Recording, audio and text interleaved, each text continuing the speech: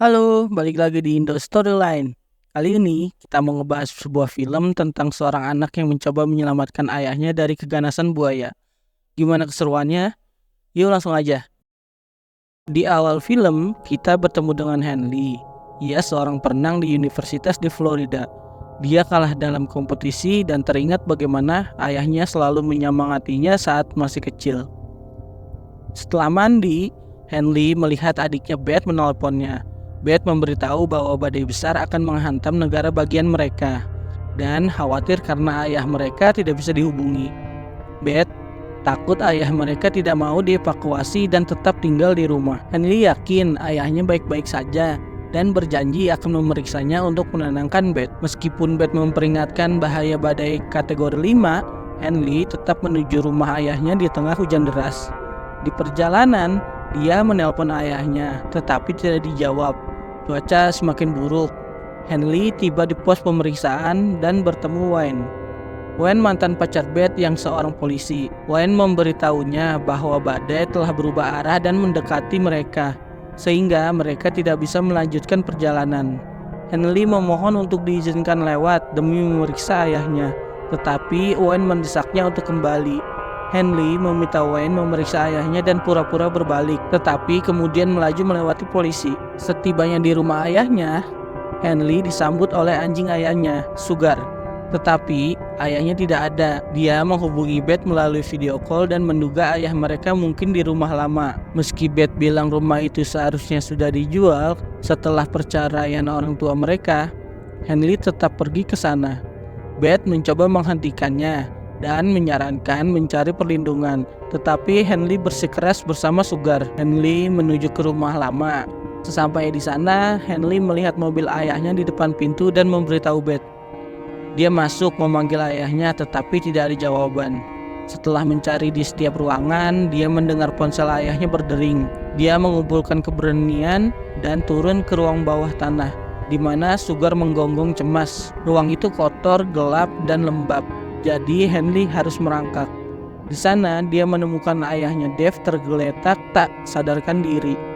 Setelah memastikan ayahnya masih hidup, dia melihat luka parah di bahunya. Henley mulai menyeret ayahnya keluar dengan Sugar yang menunggu cemas. Saat mereka mencapai tangga, tiba-tiba seekor buaya besar menyerang. Untungnya, Henley dan ayahnya berhasil bersembunyi di balik pipa tepat waktu, menghalangi predator itu. Tetapi mereka masih terjebak di ruang bawah tanah. Dave sadar kembali dan memberitahu Henley bahwa di tempat itu penuh dengan buaya. Henley berkata bahwa mereka sudah bertemu buaya dan bertanya bagaimana buaya bisa masuk. Dave menduga mereka masuk melalui pipa saluran dari danau. Meski Dave tidak senang, Henley datang. Dia bersikeras tidak perlu bantuan. Henley memberitahu ayahnya bahwa badai sudah dekat dan semua penduduk sudah dievakuasi. Selain luka di bahunya, ia melihat ayahnya mengalami patah tulang terbuka di kaki. Ia memutuskan mencari bantuan, tetapi ponselnya tertinggal di belakang pipa. Meskipun berbahaya, Henley meninggalkan tempat aman untuk mencari ponselnya. Mereka membahas kegagalan Henley di kompetisi pagi itu, dan Dave mencoba menyemangatinya seperti dulu. Meskipun Henley kesal, Henley menemukan ponselnya. Tetapi sebelum bisa menelpon 911, seekor buaya muncul. Dia menjatuhkan ponselnya dan berlari ke arah ayahnya. Tetapi buaya menggigit kakinya. Henley mencoba melawan satu buaya, dan ternyata dia bertemu dengan buaya lainnya. Henley bertarung dengan buaya menggunakan apa saja yang ada, sementara salah satu buaya menginjak ponselnya. Dia menemukan obeng dan memukul buaya, memberi waktu untuk bersembunyi. Setelah buaya pergi, Henley mengambil senter dan memeriksa kakinya yang terluka. Hujan tidak berhenti dan ruangan bawah tanah mulai banjir. Dave muncul dari balik pipa dan mencari cara keluar. Henley bertanya apakah buaya sudah kembali dan menyarankan ayahnya pergi ke depan rumah untuk meminta bantuan. Dave mendengar suara dan predator mungkin masih dekat. Henley meninggalkan persembunyian dan menuju ke jeruji yang mengarah ke jalan. Dia melihat 3 orang di pom bensin di seberang rumah dan memberitahu ayahnya. Henley memberi sinyal dengan senter.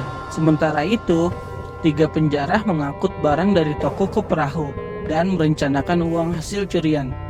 Salah satu penjara melihat cahaya dari jeruji dan mendekat. Saat pria itu mencoba melihat rumah, buaya menyerang wanita di perahu. Penjara itu berbalik ketakutan, lalu buaya itu menyerangnya juga. Di toko, penjara ketiga sedang mengemas makanan. Sementara rekannya yang terluka memperingatkannya tentang bahaya dan menyuruhnya keluar dari air. Pria itu tidak mengerti apa yang terjadi. Ia ketakutan dan ingin lari, tetapi sudah terlambat. Henley menyaksikan dengan ngeri saat peristiwa itu terjadi dan menyadari bahwa dia dan ayahnya membutuhkan rencana yang baru. Tak lama kemudian, Dave ingat ada jalan keluar lain dari ruang bawah tanah. Dia memberitahu Henley bahwa ada pintu palka di bawah depan rumah yang mengarah ke tangga utama. Dave menginstruksikan Henley untuk bergerak sepanjang pondasi sampai dia mencapai dinding tempat pipa-pipa dari bawah tanah naik ke dalam rumah. Henley mengambil senter dan mengikuti instruksinya. Akhirnya dia mencapai pintu palka, tetapi tidak bisa dibuka karena ada piano berat yang menghalanginya dari dalam rumah. Sugar mendengar Henley mencoba melarikan diri dan dengan gembira mendekati pintu palka. Tetapi semua usaha Henley untuk memindahkan furnitur dan membuka palka sia-sia. Henley dan Dave tetap terjebak dan ruang bawah tanah dengan cepat terendam air. Tetapi setelah beberapa waktu, mereka mendapatkan kesempatan baru untuk diselamatkan. Melalui jeruji, Henley melihat Wayne mendekat mereka dengan perahu polisi. Dia menuju rumah, sementara rekannya tetap di luar. Henley dan Dave berteriak sekeras mungkin, tetapi Wayne terus mencari di dalam rumah. Tidak dapat mendengar mereka karena badai. Akhirnya Wayne mencapai tangga dan mengarah ke ruang bawah tanah dan mendengar suara, bersiap untuk turun. Henley dan Dave memperingatkan tentang buaya-buaya dan dia mencoba menghubungi rekannya untuk meminta bantuan. Namun, di luar beberapa predator sudah mencabik-cabik rekannya. Dalam hitungan detik, seekor buaya menyerang Wayne, menyeretnya ke ruang bawah tanah yang terendam air. Henley mencoba mendekat untuk membantu, tetapi sudah terlambat. Kemudian buaya itu mengejar Henley, tetapi dia berhasil mundur ke balik pipa tepat pada waktunya. Dalam keputusasaan, gadis itu menangis di dada ayahnya, takut bahwa mereka tidak akan bisa keluar dari jebakan ini sekarang. Tetapi Dave meyakinkan bahwa mereka akan menemukan jalan keluar. Dia mengingatkan Henley tentang bagaimana dia tidak bisa menahan nafas saat kecil. Tetapi dengan ketekunan dia berhasil melakukannya. Ayahnya mendesaknya untuk tidak menyerah seperti saat itu. Dave mengirim Henley ke tangga sementara dia mulai memukul-mukul pipa menarik perhatian predator ke dirinya sendiri. Dia berhasil menjebak satu buaya dan menghabisinya dengan sekop. Namun, buaya kedua terus mengitari tangga. Henley berteriak kepada ayahnya bahwa mereka tidak akan bisa keluar dengan cara ini, dan dia akan mencoba keluar melalui pipa saluran air. Dave mencoba mencegahnya, karena sangat berbahaya, karena buaya-buaya itu bergerak antara jalan dan rumah melalui pipa itu.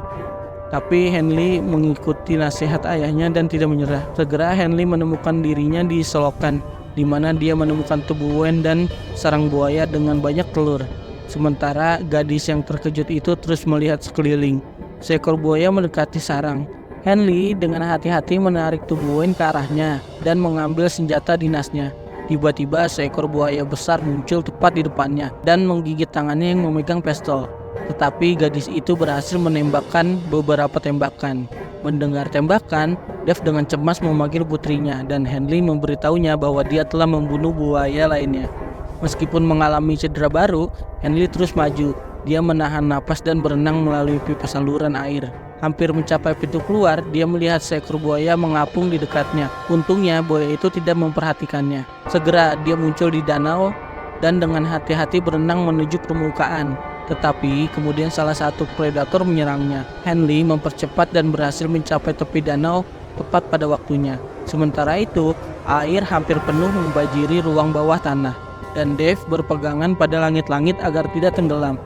Setelah keluar dari air, Henley melihat helikopter melintas, tetapi menyadari tidak ada yang akan memperhatikannya. Dia memutuskan untuk tidak membuang waktu dan segera berlari ke dalam rumah. Henley mengambil alat-alat dan mulai memotong papan lantai, mencoba mencapai ayahnya yang sekarang sudah hampir tenggelam. Akhirnya Henley berhasil membuat lubang di lantai dan menarik ayahnya keluar dari air. Tetapi dengan ngeri dia menemukan bahwa ayahnya tidak bernapas. Dia dengan putus asa mencoba menyadarkannya dengan napas buatan, tetapi tidak ada yang berhasil. Dalam keputusasaan, Henley dengan kuat memukul dada ayah dan akhirnya ayahnya terbangun. Mereka keluar dari rumah hanya untuk melihat jalanan sudah banjir.